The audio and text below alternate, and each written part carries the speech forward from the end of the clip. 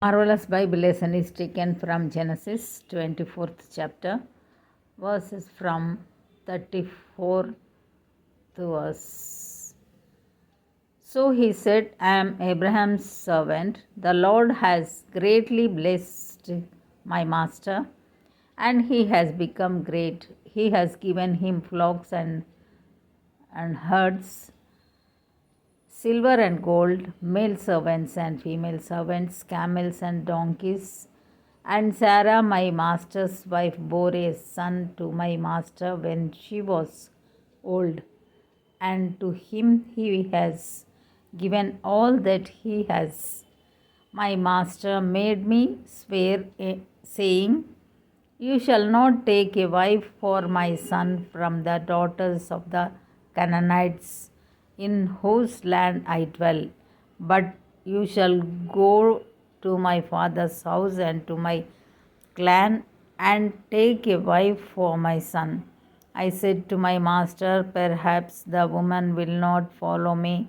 But he said to me, The Lord before whom I have walked will send his angel with you and prosper your way. You shall take a wife for my son from my clan and from my father's house. Then you will be free from my oath. When you come to my clan, and if they will not give her to you, you will be free from my oath. I came today to the spring and said, O Lord, the God of my master Abraham, if now you are prospering the way that I go, behold, I am standing by the spring of water. Let the virgin who comes out to draw water, to whom I shall say, Please give me a little water from your jar to drink, and who will say to me, Drink, and I will draw for your camels also. Let her be the woman whom the Lord has appointed for my master's son. Before I had finished speaking in my heart, behold, Rebekah came out with her water jar on her shoulder, and she went down to the spring and drew water. I said to her, Please let me drink.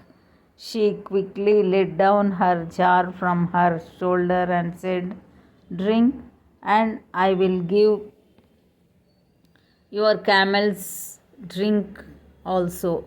So I drank, and she gave the camels drink also. Then I asked her, Whose daughter are you? She said, The daughter of Bethuel, Nahor's son, whom Milcah bore to him. So I put the ring on her nose and the bracelets on her arms. Then I bowed my head and worshipped the Lord and blessed the Lord, the God of my master Abraham, who had led me by the right way to take the daughter of my master's kinsman for his son. Now then, if you are going to show steadfast love and faithfulness to my master, tell me, and if not, tell me, that I may turn to the right hand or to the left.